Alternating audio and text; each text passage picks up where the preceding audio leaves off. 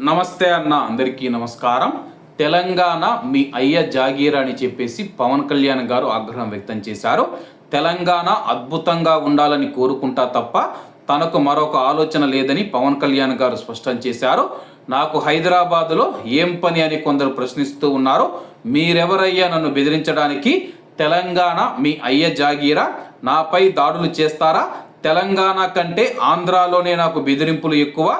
దాడి చెయ్యాలనుకుంటే నా ఇంటి అడ్రస్ తెలిసేందుకే ఇంటి వద్ద ప్రెస్ మీట్ పెట్టాను. తెలంగాణ నా గుండెల్లో ఉందని చెప్పేసి ఆయన తెలపడం జరిగింది. అలాగే ఆంధ్రాలోనే నాకు బెదిరింపులు ఎక్కువ ఉన్నాయి. కొన్ని చోట్ల నాలుగు కోసేస్తాం, మరికొన్ని చోట్ల కోనసీమ చోట్ల నా తలకాయ తీసేస్తామని చెప్పి బెదిరింపులకు పాల్పడ్డారు.